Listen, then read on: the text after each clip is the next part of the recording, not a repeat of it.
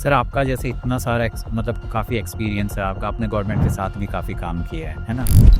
आप जैसे वृंदावन है, अयोध्या है या फिर आप जहाँ से आते हैं श्री बागेश्वर धाम है और भी ऐसी जहाँ बहुत ज़्यादा पब्लिक आती है और बहुत ज़्यादा यूज़ होता है इन सब चीज़ों का, पूजा सामग्री का, वहाँ पे किस तरीके से प्लान की जा सकती है? देखिए, इनका बड़ा अच्छा और रचनात्मक समाधान है। जैसे अमूमन पूजा सामग्री में बहुत ज़्यादा तादाद में आता है, वो आता है आपका फ्लावर। तो जो फूल से रिलेटेड या फ्लावर्स हैं, इनको आप बहुत अच्छे लेवल पे यूज़ कर सकते हैं गुलाब बनाने में, धूप बत्ती बनाने में, और कई जगह हो भी रहा है। मान लो किसी को आपसे जुड़ना हो या किस तरीके से वो आपसे जुड़ सकता है और क्या इसके अंदर कमाई के साधन हैं? इसमें बेसिकली अगर किसी को जुड़ना है वेस्ट मैनेजमेंट में, तो सबसे पहले आवश्यकता होती है कि उसको वेस्ट मैनेजमेंट की ट्रेनिंग के बारे में समझना पड़ेगा, वेस्ट के बारे में समझना पड़ेगा कि कूड़ा क्या है, कूड़े के प्रकार कितने हैं, कौन से कूड़े को कैसे क्या उसका सॉल्यूशन है, उसका समाधान क्या है, और क्या मशीन उसके अंदर इस्तेमाल होनी है। अगर मशीन नहीं इस्तेमाल करनी है तो सब कुछ छोटी-छोटी चीज़ लेते हैं, जो आम तौर पर घर में यूज़ होती है। जैसे कई बार क्या होता है कि हम हवन वगैरह करते हैं, है ना? फिर उसके बाद बोलते हैं कि जो भी बाद में जो हवन की अग्नि जब शांत हो जाती है, तो जो भी चीज़ें होती हैं उसको बहते जल में आप प्रवाहित कर दो। क्या ये करना सही है?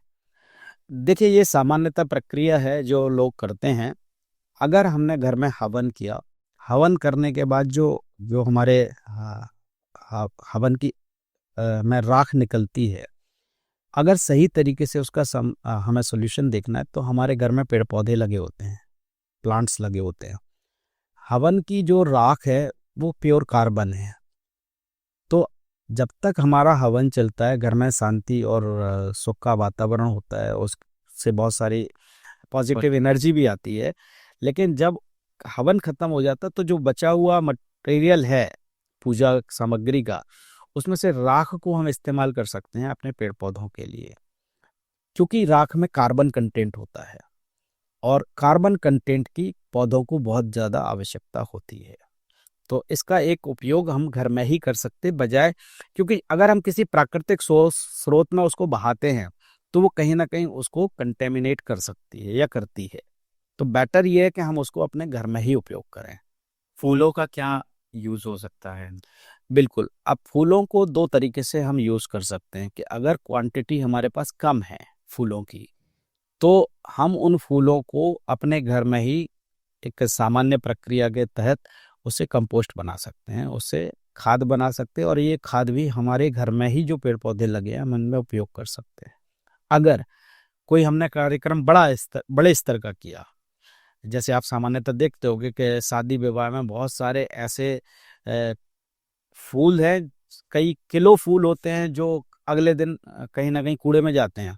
तो इनको भी अगर हम बहुत अच्छे तरीके से घर में ही जो हमारे घर में मिक्सी है, आज की डेट में हर किचन में मिक्सी होती है, इन फूलों को हम अच्छे से सुखा लें, सुखाने के बाद उस मिक्सी में पीस लें, और मार्केट में एसेंस आते हैं बहुत सारे, जो है इत्र वगैरह आते हैं, आप उसके मिला के इसको अपने लिए गुलाल के रूप में इस्तेमाल कर सकते हैं, या उसी में और पाउडर, स्पेशल पाउडर्स मिला के आप इसके लिए इस्तेमाल कर सकते हैं धूप बनाने के लिए।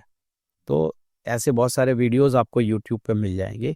तो अगर क्वांटिटी ऑफ फ्लावर्स आपके पास ज़्यादा अवेलेबल है, तो आप उससे धूप बत्ती बना लीजिएगा, और अगर क्वांटिटी कम है, तो आप उसको कंपोस्ट के रूप में इस्तेमाल कर लीजिए। अच्छा, कई बार जब हम मोती इस्तेमाल करते हैं तो समय-समय पे क्या होता है ना, जैसे काफ़ी टाइम यूज़ करने के बाद मूर्तियाँ खंडित हो जाती हैं। वो शास्त्रों में एक विधान है कि खंडित मूर्ति की पूजा नहीं करनी चाहिए। तो अब सबसे बड़ी दुविधा ये रहती है कि अब इस मूर्ति का क्या करें? कुछ लोग क्या करते हैं कि आपने देखा होगा कि पीपल के पेड़ के नीचे मूर्तियाँ रख देते हैं, फ़ोटोज़ रख देते हैं। इसका सही यूज़ क्या हो सकता है? देखिए, मूर्तियों के लिए जो सही उपयोग है, पहली बात तो लोगों से मेरे आपके चैनल के माध्यम से ये गुजारिश है कि आप जो भी मूर्तियाँ खरीद के लाएँ ईश्वर की, वो प्लास्टर ऑफ पेरिस से ना बनी हों, वो मिट्टी की बनी हों। क्योंकि मिट्टी जो है वो मिट्टी को आत्मसात करती है कहीं न कहीं, और अगर हमने पूजा की और पूजा करने के बाद मूर्ति खंडित हो जाती है, या साल में त्योहार आते हैं, जब हम लोग दुर्गा जी की पूजा करते हैं, दुर्गा या गणेश गणेश चतुर्थी भी करते हैं, तो इसमें जो घर से निकलने वाली छोटी मूर्तियां हैं, बजाय पीपल के पेड़ के नीचे रखने के, बेहतर है कि हम कोई एक वहां पे गड्ढा करें और गड्ढे से उस गड्ढे के नीचे इन मूर्तियों को दबा दें, ताकि उन मूर्तियों को देख के जो बाकी और हजारों लोग वहां से गुजर रहे हैं उनकी भावनाएं आहत ना हो।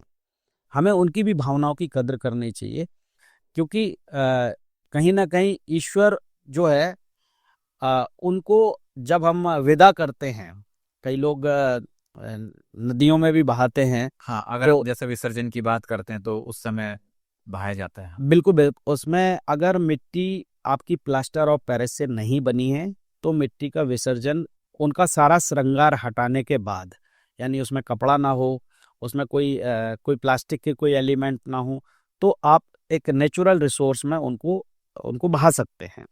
लेकिन अगर कहीं प्लास्टर ऑफ पेरिस की है तो वो उस जल को कंटेमिनेट करता है।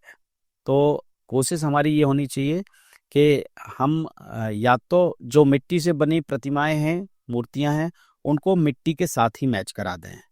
और अगर हमें हमारी भावनाएं ये कहती हैं कि हमें उनको प्रवाहित करना है, तो फिर हम प्लास्टर ऑफ पेरिस की मूर्तियां ना लेने की बजाय प्योर मिट्टी की लें, ताकि वो मिट्टी और उस जल के साथ इजीली डिजॉल्व हो जाए। और जो चुनरी है या उनका श्रृंगार है, इनको हम रिमूव करके कोशिश ये करें कि ये जो रिस्पेक्टिव जहाँ पे इनका उपयोग हो सकता है, जैसे चुनरी है तो वहाँ कहीं ना कहीं फैब्रिक वाली जो जगह है वहाँ इस्तेमाल हो जाए। अगर कोई प्लास्टिक से रिलेटेड चीज़ है तो जो लोग प्लास्टिक को रिसाइकिल कर रहे हैं वो चीज़ वहाँ पे चली जाए, ताकि उसका सही उपयोग हो सके और हमें हमारे जो हमने कर्म किया है उसको उस वो पूरा पुण्य हमें मिल सके। हाँ, कहीं ऐसा ना हो कि हमने पुण्य किया लेकिन जाने अनजाने कोई ऐसी गलती हो गई जिसकी वजह से हम नुकसान। बिल्कुल होती है। जब ये कार्यक्रम होते हैं नवरात्रि के, तब आप अगर देखें तो दिल्ली और नोएडा के बीच में जो जो ब्रिज है यमुना का, वहाँ लोग अपने घर का सारा पूजा सामग्री उठा के ऐसे डालते हैं यमुना जी में, जबकि ये प्रैक्टिस जो है ये उतनी अच्छी नहीं मानी जा सकती, क्योंकि धर्म में हमें जो जो नदियां हैं उनको माता का दर्जा मिला हुआ है, उनको हम माँ मानते हैं।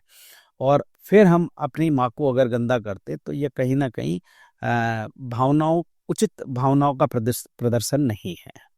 एक ये भी देखा गया है कि लोग क्या करते हैं कि प्लास्टिक की पन्नी के अंदर पूरा पैक करके और सीधा ऐसे डंप कर देते हैं। ये प्रैक्टिस भी अच्छी नहीं है, क्योंकि जो प्लास्टिक है वो कभी भी डिजॉल्व नहीं होता, उसको डिजॉल्व होने में हजारों साल लगते हैं। और ये अविरल जो धारा है, नदियों की जो धारा है, उसको कहीं ना कहीं रोकता है। तो इसको अवॉइड करना चाहिए और नहीं करना चाहिए। जैसे बहुत सारे पंडाल लगते हैं, कथा होती है या फिर जहाँ रेगुलर कथाएं होती हैं, ऐसे सत्संग होते रहते हैं, वहाँ कैसे मैनेज किया जाना चाहिए? देखिए, मेरी तो आपके माध्यम से यही अनुरोध है सारे कथावाचकों के से, आप साथ के वो जो भी चीज़ों का इस्तेमाल कर रहे हैं वो बायोडिग्रेडेबल हों। बहुत सारे ऐसी जगह देखा जाता है जहाँ थर्माकोल का यूज़ करते हैं या ऐसे डिस्पोजल का यूज़ करते हैं जो इजीली डिकम्पोज नहीं होता। तो इसमें उपयोग ऐसी सामग्री को करें जो प्रकृति सम्मत हो, और उसका उसका वेस्ट का कलेक्शन, फूड वेस्ट को ज़्यादा से ज़्यादा इस तरीके से यूज़ करें कि या तो वो कंज्यूम हो जाए, और अगर फूड वेस्ट बचता है तो उसको निर्धारित जगह पे सेग्रीगेटेड फॉर्म में ही आप जो भी एजेंसी उसके पीछे काम कर रही हैं उनको प्रोवाइड कराएं। यानी कहीं ना कहीं जो जो पूरा कार्यक्रम वहाँ पे आयोजित हो रहा है उसको जीरो वेस्ट कार्यक्रम बनाने की दिशा में कार्य करने की आवश्यकता होती है। सर, आपका जैसे इतना सारा मतलब काफ़ी एक्सपीरियंस है आपका, आपने गवर्नमेंट के साथ भी काफ़ी काम किया है ना? आप जैसे वृंदावन है, अयोध्या है, या फिर आप जहाँ से आते हैं श्री बागेश्वर धाम है, और भी ऐसी जहाँ बहुत ज़्यादा पब्लिक आते हैं और बहुत ज़्यादा यूज़ होता है इन सब चीज़ों का, पूजा सामग्री का, वहाँ पे किस तरीके से प्लान की जा सकती हैं चीज़ें? देखिए, इनका बड़ा अच्छा और रचनात्मक समाधान है। जैसे अमूमन पूजा सामग्री में बहुत ज़्यादा तादाद में आता है, वो आता है आपका फ्लावर। तो जो फूल से रिलेटेड या फ्लावर्स हैं, इनको आप बहुत अच्छे लेवल पे यूज़ कर सकते हैं गुलाब बनाने में, धूप बत्ती बनाने में, और कई जगह हो भी रहा है। जैसे अगर मैं मथुरा वृंदावन की बात करूं तो यहाँ जो जो फ्लावर्स निकल रहे हैं उससे वृंदावन ब्रांड के नाम से ही कंपोस्ट बनाई जा सकती है। और इस कंपोस्ट को उपयोग किया जा सकता है कहाँ पे, जो हमारा तुलसी घरा है, जहाँ हमारा तुलसी का पौधा लगा होता है ना। सामान्यतः हर सनातन धर्म को मानने वाले लोग अपने घर में आंगन में तुलसी का पौधा लगाते हैं। तो वो तुलसी के पौधे के लिए जो फूल से बनी हुई कंपोस्ट है वो बहुत अच्छी लाभदायक होती है, इसको देख सकते हैं। फिर बहुत सारे तीर्थ स्थलों में नारियल बहुत चढ़ता है। अभी नारियल का जो जो फल है, नारियल गरी का हमने यूज कर लिया, उसके बाद जो उसका कंपोनेंट बचता है इसका भी बहुत अच्छा उपयोग हो सकता है। इससे कोकोपीट बना सकते हैं। कोकोपीट जो है आज की डेट में आप अगर अमेजोन पर देखें तो, और ये सस्टेनेबल है कहीं ना कहीं। अगर हम ऐसे कोई कार्यक्रम कर रहे हैं तो इस पूरी प्रोसेस को चलाने के लिए एक सस्टेनेबिलिटी की आवश्यकता है। तो कोकोपीट को है जो है हम वहीं पे या तो प्लांटेशन में यूज़ कर लें, और या फिर अगर इसको कहीं ना कहीं आपको जो जो लाभार्थी लोग हैं आप उनको ये एक सर्टेन कॉस्ट पे कहीं ना कहीं उनको उपलब्ध करा सकते हैं। तो एमेज जो कोकोपीट है वो पेड़ पौधों के लिए बहुत अच्छे लेवल के खाद के रूप में इस्तेमाल होता है। नर्सरी ओनर्स के साथ आप इसको टाई अप करा सकते हैं। मंदिरों का टाई अप नर्सरी ओनर्स के साथ हो सकता है, या जो बड़े बड़े पीठ हैं उनको कनेक्ट कर सकते हैं, या इनकी अपनी नर्सरीज होती हैं जहाँ ये पेड़ पौधों का की सैम्पलिंग तैयार करते हैं, तो उसमें भी इस उपयोग हो सकता है। चुनरीज हैं या जो भगवान को चढ़ने वाला वस्त्र है, इसको भी रिसाइकिल कर सकते हैं दोबारा से। इनको जो भी फैब्रिक बनाने वाली कंपनीज हैं उनके साथ इनको कहीं ना कहीं चैनलाइज कर सकते हैं। सर जैसे अभी हमने वृंदावन की बात की, तो आई एम श्योर आपने अभी मार्केट एनालाइज किया होगा ना, अभी क्या हो रहा है वहाँ पे, कैसे मैनेज होता है वेस्ट? देखिए, ये जो तीर्थ हैं इनमें जो लोग आते हैं या जो जनसंख्या है ये अनएक्सपेक्टेड होती है। सामान्यतः जैसे हम दिल्ली की बात करें या किसी भी शहर की बात करें तो उसकी एक सर्टेन पॉपुलेशन है, उसी के अराउंड सीधे चलती है। अब इनकी पॉपुलेशन ये है कि हो सकता है वहाँ 5 लाख आदमी आ जाए, हो सकता है 2 लाख आदमी आए, तो ये फ्लोटिंग पॉपुलेशन है। अब फ्लोटिंग पॉपुलेशन में, और ये आप इनको अवेयर नहीं कर सकते क्योंकि ये हर बार नए चेहरे होते हैं। जो लोकल रेजिडेंट लोग हैं उनको तो आप जागरूक कर सकते हैं जी कि आपको गीला कूड़ा अलग करना, सूखा कूड़ा अलग करना, घातक कूड़ा अलग करना। लेकिन ये तो मेहमान टाइप के आए, आज आए कल इनको चला जाना है, परसों दूसरे लोगों को आना है। तो वहाँ पे अवेयरनेस प्रोग्राम जिसको बोलते हैं IEC program, information education and communication, ये कहीं ना कहीं उतना इफेक्टिव नहीं हो पाता। तो यहाँ पे आवश्यकता होती कि हम जो भी चीज़ें निकल के आ रही हैं, जो कूड़े में जनरेट हो रही हैं, उनको लोगों की भावनाओं के साथ कनेक्ट करने वाली चीज़ों के रूप में तैयार करें। और दूसरा जो आज के सिनेरियो में है, तो अभी ऐसा कहीं कोई देखने में नहीं आया है तीर्थ स्थल में जिन्होंने कोई एक्स्ट्रा ऑर्डिनरी कोई मॉडल डेवलप किया हो। बट एक अपॉर्चुनिटी है, ये चीज़ें की जा सकती हैं, बिल्कुल की जा सकती है। और ये वहाँ का जो ट्रस्ट है, उस मंदिर का जो ट्रस्ट है, या कोई भी धाम है, या कोई भी, वो किसी भी धर्म का हो सकता है, तो ये एक बहुत बड़ी अपॉर्चुनिटी के रूप में उस ट्रस्ट के लिए कहीं ना कहीं एक इकोनॉमिकली इम्प्रूवमेंट के लिए ये मॉडल तैयार हो सकते हैं। सर जैसे आप इतने समय से काम कर रहे हैं, आपका एक्सपीरियंस कैसा रहा है इस इंडस्ट्री में काम करते हैं? देखिए, ये जो इंडस्ट्री है जिसको ओवरऑल टेक्निकल भाषा में वेस्ट मैनेजमेंट बोलते हैं, ये इंडस्ट्री बड़ी आई ओपनर है। पहली चीज कि हमारे थॉट प्रोसेस के हिसाब से दुनिया में कोई भी कूड़ा नाम की चीज होती नहीं है। चूंकि हमें जागरूकता नहीं है, लोगों को जागरूकता नहीं है, इसलिए हमारे लिए जो जो अनवांटेड आइटम है या हमारे लिए जो जो बेकार की चीज है उसको हम सामान्यतः अपनी भाषा में कूड़ा बोलते हैं। लेकिन जो हमारे लिए अनवांटेड है, हमारे लिए अनुपयोगी है, दुनिया में कोई तो ऐसा होगा जिसके लिए वो उपयोगी होगी। सो ये बेसिकली एक नेटवर्किंग है, एक कनेक्ट है कि हमें उन चीज़ों को उन लोगों तक पहुंचाना है जिनके लिए वो उपयोगी हैं। तो नहीं, मैं ये जानना चाह रहा था कि आप कितने 10 साल से इस चीज में काम? मेरे को 10 साल इस लाइन में हुआ है। और ऐसे मान लो किसी को आपसे जुड़ना हो, या किस तरीके से वो आपसे जुड़ सकता है, और क्या इसके अंदर कमाई के साधन हो सकते हैं? हाँ बिल्कुल, इसमें बेसिकली अगर किसी को जुड़ना है वेस्ट मैनेजमेंट में, तो सबसे पहले आवश्यकता होती है कि उसको वेस्ट मैनेजमेंट की ट्रेनिंग के बारे में समझना पड़ेगा, वेस्ट के बारे में समझना पड़ेगा कि कूड़ा क्या है, कूड़े के प्रकार कितने हैं, कौन से कूड़े को कैसे क्या उसका सोल्यूशन है, उसका समाधान क्या है, और क्या मशीन उसके अंदर इस्तेमाल होनी है, अगर मशीन नहीं इस्तेमाल करनी है तो बिना मशीन के इस कूड़े का समाधान किस तरीके से कर सकते हैं। तो ये पहला चरण है जिसमें उनको ट्रेनिंग की आवश्यकता पड़ती है। आपने व्यावसायिक मॉडल की बात की है, तो अगर कोई भी व्यक्ति कूड़े के काम को सही तरीके, कूड़ा प्रॉब्लम नहीं है, कूड़े का कलेक्शन और उसकी वेयरहाउसिंग ये प्रॉब्लम है। क्योंकि अगर कूड़ा आपके पास क्वालिटी वाला है, मैं दोबारा बता रहा हूँ, कूड़ा अगर क्वालिटी वाला है और क्वांटिटी में है तो वो पैसा है।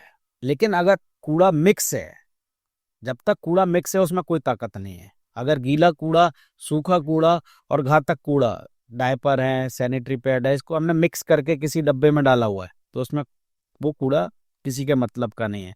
लेकिन जैसे ही ये कूड़ा सेग्रीगेटेड हुआ, सूखा कूड़ा अलग हो गया, गीला कूड़ा अलग हो गया और घातक कूड़ा अलग हो गया, तो ये पैसा है।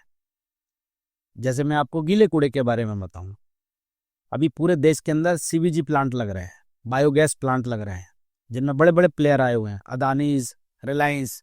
तो जब ये प्लांट लगा रहे हैं तो इनके प्लांट तो तभी चलेंगे ना जब इनको गीला कूड़ा मिलेगा। तो गीला कूड़ा क्या हो गया, वो एक एसेट हो गया, वो कमोडिटी हो गई। इसी तरीके से सूखा कूड़ा है, आज देश के अंदर अलग अलग कंपनियां हैं जो रिसाइकलिंग प्लांट लगा के बैठी हुई है। प्लास्टिक वाला है, कपड़े वाला है, गत्ते वाला है, कागज उद्योग है, इन सबको ये रॉ मटेरियल चाहिए। अभी कूड़े के अंदर जब हम जाएंगे तो कूड़े के अंदर निकलता क्या है, तकरीबन अगर आप इस कूड़े की पूरी प्रोफाइलिंग को समझेंगे तो लगभग 50% कूड़ा वो है जो गीला कूड़ा बोलते हैं, जो हमारे किचन के निकलने वाला कूड़ा है। यानी 50% कूड़े का खरीदार कौन, हमें उल्टा सोचना पड़ेगा। अभी 50% कूड़े का खरीदार कौन है, भारत का किसान। क्योंकि गीले कूड़े से क्या बनता है, फर्टिलाइजर, या अगर आप बायोगैस भी बना रहे हैं तो गीले कूड़े से बनने वाली जो गैस है अगर वो क्वांटिटी में है तो खरीदार कौन है, Indian oil, Indraprastha gas limited, gas authority of India limited, ये वो कंपनियां हैं जिनको ये मटेरियल चाहिए। नाउ जो किसान है, भारत एक जैविक राष्ट्र, भारत एक कृषि प्रधान देश है। मैं आपको बड़ी सिंपल सी कैलकुलेशन बताता हूँ, भारत कृषि प्रधान देश है।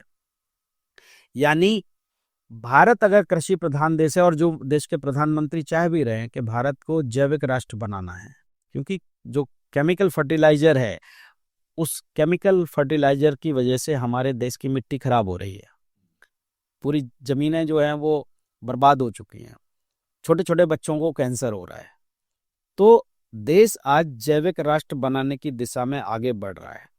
और कई राज्य ऐसे हैं जो पूरे राज्य के राज्य ऑलरेडी ऑर्गेनिक राज्य घोषित हो चुके हैं। जैसे मैं सिक्किम की बात करूं, सिक्किम ने डिक्लेयर कर दिया, सिक्किम जो है केवल और केवल ऑर्गेनिक ही प्रोड्यूस करता है, वहां केमिकल फर्टिलाइजर का उपयोग टोटल खत्म है। तो इसी तरीके से अलग अलग राज्य अब इस डायरेक्शन में जा रहे हैं। अगर भारत को ऑर्गेनिक राष्ट्र बनना है तो क्या भारत में इतनी तादाद में ऑर्गेनिक खाद बनाने की फैक्ट्रियां हैं? नहीं है। नहीं। मैं आपके चैनल के माध्यम से आपके दर्शकों से पूछता हूं, आज आपको अपने बच्चों को क्या खिलाना है, ऑर्गेनिक या केमिकल वाला? तो 90%, 95% लोग चाहते हैं कि उनको ऑर्गेनिक, फैमिली को ऑर्गेनिक। लेकिन क्या आपके मोहल्ले में, आपकी सोसाइटी में, या किसी में आप मॉल में जाते हैं तो ऑर्गेनिक फल और सब्जियों की दुकानें देखने हैं? नहीं है। नहीं है। और आजकल ऐसा ऐसा भी देखा गया है, जैसे बड़े बड़े शहरों में क्या हो गया कि ऑर्गेनिक दुकानें ज्यादा, मतलब ऑर्गेनिक दुकानें अभी आनी स्टार्ट हो गई, और उनके प्राइसेस भी नॉर्मल से ज्यादा हों, बहुत ज्यादा होते हैं। और वहां लोग लेते हैं सामान। ये चीज होती है। तो ये जो जो कूड़ा है, जो हमारा गीला कूड़ा है, ये उस उस प्रकल्प के लिए, उस प्रोजेक्ट के लिए एज ए रॉ मटेरियल का काम करता है। तो इस तरीके से इसकी मार्केट में डिमांड है। आपने ही बताया कि वो नॉर्मल मार्केट से ज़्यादा प्राइस पे अवेलेबल होता है। तो अगर किसी फार्मर को ऑर्गेनिक फल और सब्जियां पैदा करना है तो उसको ऑर्गेनिक कंपोस्ट चाहिए, यानी मार्केट में डिमांड है, सप्लाई नहीं है। सो इस तरीके से हमने 50% कूड़े का सही तरीके से समाधान निकाला। जैसे अभी मान लो ये वीडियो देख के अगर कोई जुड़ना चाहे तो मोटा मोटा कितनी अर्निंग हो सकती है, अगर स्मॉलर लेवल पे भी अगर हम बात करें? देखिए, अगर स्मॉलर लेवल पे कोई व्यक्ति इस काम को करना चाहता है और अगर लगभग लगभग वैसे तो वो अपनी सोसाइटी से, अपने घर से फ्री ऑफ कॉस्ट इसको शुरू कर सकता है। नॉर्मल जो ट्रेनिंग वगैरह अगर उसको करनी तो ट्रेनिंग उसको मिल जाएगी। दूसरा, अगर वो इसको व्यवसाय के स्तर पे शुरू करना चाहता है इस काम को, तो लगभग वो अगर 2 से 3 लाख रुपए से भी अपना एक बिजनेस शुरू करता है तो इसमें वो व्यक्ति लगभग मिनिमम 50,000 रुपए महीने की अर्निंग कर सकता है। 50,000 अर्निंग आपके साथ है? बिल्कुल जुड़ कर सकता है, यानी ऐसा बिजनेस जिसमें लगभग मार्जिन का जो लेवल है, जो प्रॉफिट मार्जिन है वो 50% का है। जो हम गार्बेज की बात कर रहे थे, तो जो सूखा कूड़ा है, जितना भी टोटल कूड़ा निकला 50% तो चला गया गीला कूड़ा। अब इसमें से जो लगभग 25% कूड़ा है वो सूखा कूड़ा है। इसका जो अगर एवरेज रेट देखा जाए तो लगभग ये आपका 10 रुपए किलो के आसपास के रेट पे बिकता है। तो ये आपका 25% कूड़ा हो गया, यानी लगभग लगभग आपका 50 और 25 75% कूड़ा वो है जो सवेरे का कूड़ा शाम को पैसे में बदल जाएगा। केवल आपका लगभग 20 से 25% कूड़ा, जिसमें डायपर हैं, सैनिटरी पैड्स हैं, इनर्ट मटेरियल है, ये कूड़ा ही प्रॉब्लमेटिक है और इसको हैंडल करने की जिम्मेदारी म्युनिसिपल कॉरपोरेशन की या म्युनिसिपैलिटीज की है। इसका क्या होता है, जैसे सैनिटरी पैड्स हैं, डायपर्स हैं? हाँ, इसके लिए भी क्या है कि इंसिनरेटर्स होते हैं, इसको भी साइंटिफिक तरीके से ही इसका डिस्पोजल होता है। तो इंसिनरेटर्स में इसको यूज ये अपने आप या फिर इनकी ऐसे कोई मशीन्स नहीं आती हैं जो इनको? आती हैं इनकी मशीन, इनकी डिस्पोजल मशीन्स भी आती हैं, छोटे साइजेस की मशीन्स आती हैं जो अगर सैनिटरी पैड और डायपर्स की हम बात करें तो ये कई बार हॉस्टल्स वगैरह में लगाते हैं, तो छोटे साइज की मशीनें हैं। लेकिन अगर हम पूरे शहर की बात करें तो फिर इनके लिए बड़े लेवल के इंसिनरेटर की आवश्यकता पड़ती है।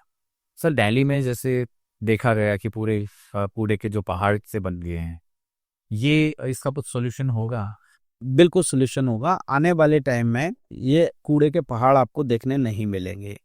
इसके ऊपर देश के जो प्रधानमंत्री जी हैं, उन्होंने जो अभियान शुरू किया है, स्वच्छ भारत अभियान, इसका जो सेकंड फेज आया है जिसको SBM 2.0 बोलते हैं, उसमें बायो माइनिंग और बायो रेमिडिएशन के ऊपर काम चल रहा है। इसको, इस जो कूड़े के पहाड़ हैं, इसको लिगेसी वेस्ट बोलते हैं। तो ये कूड़ा भी आने वाले टाइम में आपको देखने नहीं मिलेगा। अभी आपके साथ कितने लोग जुड़े हुए हैं? देखिए, हमारी एक शहर में जब हम कोई भी कार्यक्रम को लेके जाते हैं तो हमने पहले इस मॉडल को समझना पड़ेगा, गार्बेज क्लिनिक मॉडल को। इसमें हमने 2 सक्सेसफुल स्टोरीज जो भारत की थी, हमने उनको इंटीग्रेट किया है। एक इंस्पायरेशन स्टोरी थी हमारे लिए लिज्जत पापड़ की और दूसरी थी अमूल मिल्क की। तो हमने ये कोऑपरेटिव सोसाइटी मॉडल के माध्यम से हम पूरे मॉडल को रन करते हैं। इसमें ऐसे जो गरीब लोग हैं, अंडर प्रिविलेज महिलाएं हैं, उनको हम इस कोऑपरेटिव सोसाइटी में शेयर होल्डर बनाते हैं। हमारे यहाँ कोई लेबर नहीं, हमारे यहाँ कोई सर्वेंट नहीं, हमारे यहाँ ये पूरा का पूरा मॉडल जो है वो शेयर होल्डर बेस पे चलता है। तो वही लोग घर घर से कूड़े का कलेक्शन करते हैं, वही उसको ट्रांसपोर्ट करते हैं, वही माइक्रो सेग्रीगेशन करते हैं, वही प्रोसेस करते हैं, वही बेचते हैं, वही लोग उससे पैसे कमाते हैं। तो ये हमारा पूरा जो मॉडल है, ये इंटीग्रेटेड मॉडल है। और इसमें on an average earning, on an average एक एक एक महिला जो है, कोशिश हमारी होती है कि वुमेन ड्रिवन प्रोग्राम हम इस पूरे मॉडल को बनाते हैं। एक महिला लगभग 10 से 12 हज़ार रुपये कमा लेती है। तो जैसे अभी हमने थोड़ा सा इसको स्पिरिचुअलिटी की भी बात की है कि घर के मंदिर से जो भी वेस्ट मटेरियल निकलता है, जैसे फूल हो गए या नारियल हो गया है, अगर ये कोई इकट्ठा करके और आपको देना चाहे तो वो पॉसिबल है? बिल्कुल पॉसिबल है कि अगर हमें एक डिसेंट्रलाइज्ड अप्रोच रखनी पड़ेगी कि एटलीस्ट हम वहाँ पे जो कलेक्शन मैकेनिज्म डेवलप कर रहे हैं वहाँ पे क्वांटम ठीक ठाक निकल के आ जाए। तो हम जो भी मंदिर हैं, जैसा आपने अपने डिस्कशन में जिक्र भी किया था कि कुछ ग्रुप ऑफ टेम्पल्स हैं, हम वहाँ से जो मंदिर की सामग्री है उसको कलेक्ट कर सकते हैं और उसको यूज़ कर सकते हैं। वो प्रोसेस ये बिल्कुल किया जा सकता है। कुछ आपने जैसे अपने 10 साल की जर्नी में कुछ इंटरेस्टिंग ऐसी स्टोरीज देखी हैं आपने? देखिए अभी हम लोगों ने जो काम किया है उसमें एक बड़ा इंटरेस्टिंग प्रोग्राम हमने किया था, जो भारत और बांग्लादेश के बॉर्डर पे एक जगह है, बशीरहाट। अ, ये पूरा शहर को हमने जीरो वेस्ट किया है और इसमें हमने 8 मार्च को एक कार्यक्रम किया था जिसमें भारत का पहला ऐसा फैशन शो था जिसमें सारी ड्रेसेस कूड़े से बनी हुई थी, जो भी प्लास्टिक वेस्ट था उससे। और जिन महिलाओं ने कैटवॉक किया था वो सारी इसी डोमेन में काम करने वाली महिलाएं थी। तो और वो कार्यक्रम बड़ा हिट हुआ। दूसरा, पहले लोग सामान्यतः अपने घरों से कूड़ा भी नहीं देते थे, वो कूड़े को खाली प्लॉट में फेंक देते थे या इधर उधर फेंक देते थे। तो इसके लिए हमने एक गाने का क्रिएशन सोचा, एक गाने को हम लोगों ने प्रोड्यूस किया और बड़ा पॉपुलर हुआ, देश में बड़ा फेमस गाना है, गाड़ी वाला आया घर से कचरा निकाल। तो इस गाने को बच्चों में भी बड़ा पॉपुलर हुआ, शादियों में भी ये गाना बजता है। इसके रिदम, लिरिक्स और म्यूजिक हमने इस तरीके से प्लान किया था कि लोगों की ये जबान पे आ जाए। तो आज लगभग 22 राज्यों से भी ज़्यादा ऐसे राज्य हैं जहाँ पे ये गाना बड़ा पॉपुलर है। जाते जाते आप हमारी ऑडियंस को क्या कहना चाहेंगे, क्या संदेश देना चाहिए कि उनको क्या अपने मतलब ये वीडियो देख के क्या बदलाव लाने चाहिए? देखिए, आपके चैनल के माध्यम से हम तो उन लोगों को ये कहना चाहेंगे कि आप अगर पूरे साल में एक दिन कूड़े को साफ करके, एक दिन आप अपने घर की साफ सफाई करके लक्ष्मी जी का आवाहन करते हैं। हाँ, जैसे दीपावली से पहले सब लग जाते हैं कि चलो दिवाली तो की सफाई। तो अगर आप उस कूड़े को आप डेली बेसिस पे भी देखें तो डेली बेसिस पे आप उसको निकाल के स्वच्छता को करके और डेली लक्ष्मी जी का आवाहन कर सकते हैं। अगर हम सनातन की बात करें तो सबसे पहले अगर दुनिया में अगर साफ सफाई का जिक्र आता है तो रामायण में आता है। सबरी ने सबसे पहले अपनी उसकी जो झोपड़ी थी उसकी साफ सफाई करके और प्रभु राम जी के का इंतजार किया था, ये जिक्र आता है रामायण में। तो इस तरीके से हमें अगर भगवान को प्राप्त करना है तो साफ सफाई उसका एक बहुत अच्छा जरिया है। और इस तरीके से न केवल हम अपने देश को स्वस्थ भारत के रूप में जान सकेंगे, स्वच्छ भारत के रूप में जान सकेंगे, इस कूड़े को कहीं ना कहीं रेवेन्यू मॉडल से कनेक्ट करके समृद्धि की डायरेक्शन में भी हम लेके जा सकते हैं। चलिए इस पॉडकास्ट पे फिर यही एंड करते हैं। सो उम्मीद है दोस्तों आपको ये जानकारी अच्छी लगी होगी। डिस्क्रिप्शन में हमने प्रवीण जी का नंबर दे दिया है, आप उनसे डायरेक्ट बात कर सकते हैं। और अगर आपके कोई भी सुझाव हैं या फिर किसी भी चीज़ को लेकर डाउट है तो आप डेफिनेटली इससे कंसल्ट कीजिएगा। और मैं चाहता हूं कि इस पॉडकास्ट को आप देश और दुनिया तक शेयर करें, अपने दोस्तों और परिवार के साथ जरूर शेयर करें। तब तक बने रहिए हमारे साथ। धन्यवाद।